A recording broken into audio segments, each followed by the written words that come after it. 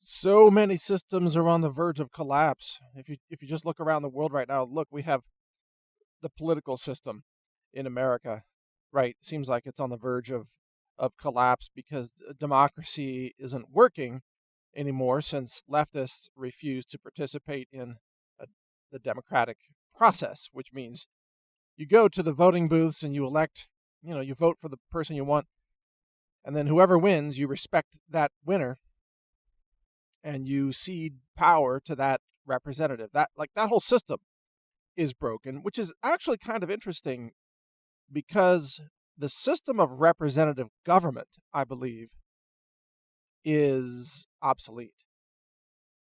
And this is really the subject of this podcast, that this whole idea that we all go to the voting booths and we try to put somebody in power to make decisions for us, decisions about how to rule over us.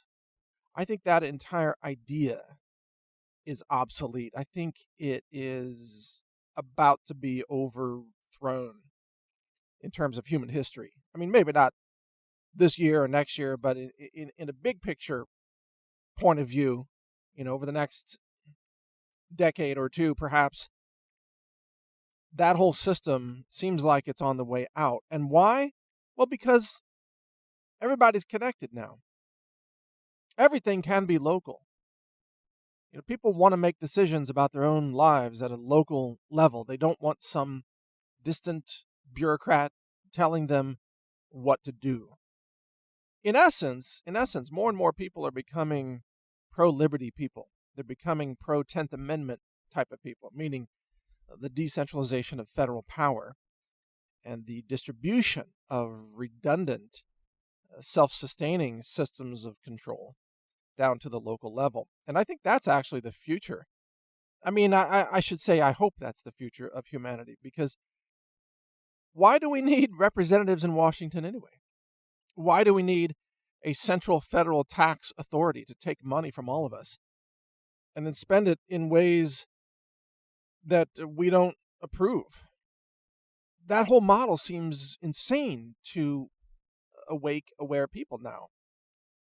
It seems like it would make more sense that, if we pay taxes, let's say, that we should be able to decide where those taxes go.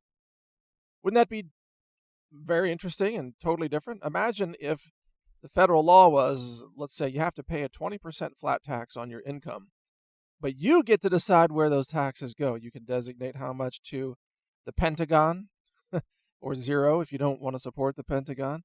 You can designate how much to Social Security, how much to welfare. You know what I mean? You can designate. Well, that would put the power back in the hands of the people rather than the bureaucrats, and that's something the bureaucrats can't tolerate. They have to maintain power. They have to try to maintain their central system of control, and the people hate it. And the people are waking up to the fact that is a bad system. I think we're looking at the final days of the United States of America as we know it. And I've talked about this before. I think that President Trump may be the last president of the United States as it is structured today. I think he will win re-election in 2020. But by 2024, I think that there are, in many ways, we won't recognize the country that exists then as being the same USA that we know now. And by that, I mean we could see secession. We could see the rise of martial law in response to radical left-wing terrorism, right? We could see that. There are many things we could see that wouldn't be recognizable by today's citizens. We could see states like California actually refusing to submit to federal authority. That's essentially secession. But what if it happened at the grassroots level? What if all the taxpayers of California just said, nope, we're not going to pay taxes to the IRS in Washington because we don't agree with President Trump? Now, you may think that would be crazy and that would be illegal, but at a bigger level, I mean, it would be illegal. Imagine if all the taxpayers in California suddenly became tax protesters, right? They would be violating the law. But if they did it in large enough numbers, what are you going to do? Arrest every citizen, every taxpayer in California? Really? Probably not. It would actually be an interesting thing because it would be a statement to say, we want local control. We are tired of a federal bureaucracy. Now, leftists love federal bureaucracies when it's their president in charge. When it's Barack Obama or someone like Hillary Clinton, they love it because they want a central authoritarian figure to rule over conservatives all across the country and to tell conservatives how they must live their lives. But suddenly, when President Trump is in the White House, they're not so keen on that. They don't like that idea very much.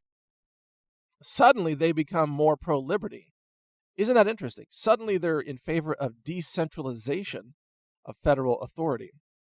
And in that way, their awakening, the leftists, is healthy. It's healthy for them to see the tyranny of federal government, because if there's something that we should all be able to agree on, it is that a central federal authority asserting control over our lives, even via the FDA and the FTC and, the USDA and all these agencies, it's tyranny for all of us, regardless of our political affiliation. Tyranny to the left, tyranny to the right, tyranny for all the independents, and so on. And this is why it's actually good to have Trump in the White House, because for many reasons, but one reason is so that leftists can wake up and realize, hey, this whole system can be overbearing or work in ways that they don't want it to work. And so the answer is not to just put another Barack Obama in the White House. He was disastrous. The answer, really, for all of us, regardless of our political affiliation, is to dismantle this overbearing system of false authority that sits on top of us all and is rather tyrannical against all citizens, all Americans. The answer is smaller government. So smaller government means less tyranny from a central authority. And if you eliminate the entire system of representational government, then you have much smaller government and you have more local government. And again, how many people vote for a senator and vote for a congressperson, and then that person gets elected, goes to Washington, and then utterly violates everything that they promised during their campaign? And by the way, there are a lot of leftists who have been caught on video now saying that, privately saying that they're going to vote in a totally different way than what they're promising voters, but they need the votes. They need the more moderate votes. I think Claire McCaskill of Missouri is one of those who has been caught on video saying things like that, and others in other states. But they have to lie to their voters to get elected, because when they go to Washington, they vote in a way that contradicts their promises. Well, that just underscores the lunacy of representational government in the first place. Why shouldn't we just have the people be able to vote directly? If the people could vote directly, then and get the senators out of there and get the members of the House out of there, then let qualified people vote directly. Of course, you're going to have some kind of basic literacy test, like, can you read? Can you do simple math? Do you have logic still functioning in your brain? So you have to have some kind of qualification. But if voters could just vote directly on everything, every potential law, legislation, whatever, then we couldn't be stabbed in the back by these representatives. And that's really what we need. And that's, I think, the realization that more and more people are coming to, that this entire structure of society, of so-called democracy, is so corrupt. There's so many special interests, so much bribery of lawmakers taking place that real Americans never really get a chance to be represented.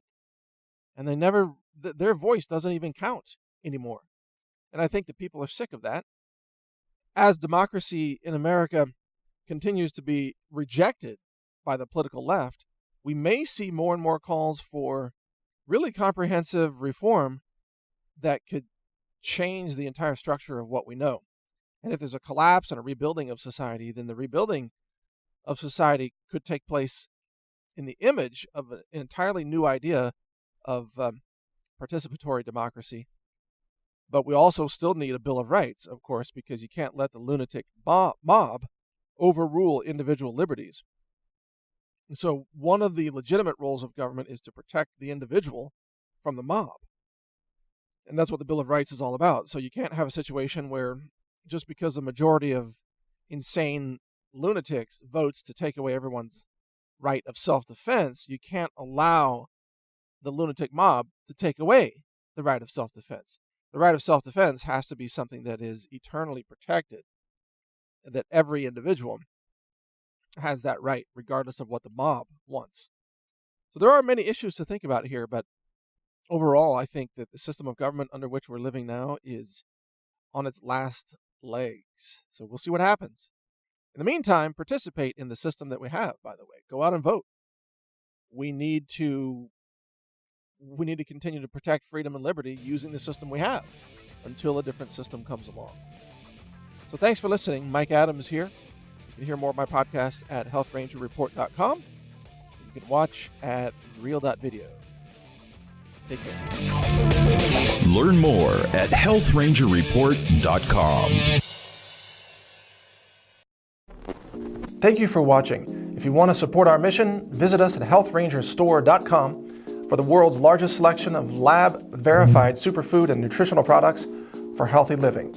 It's at healthrangerstore.com.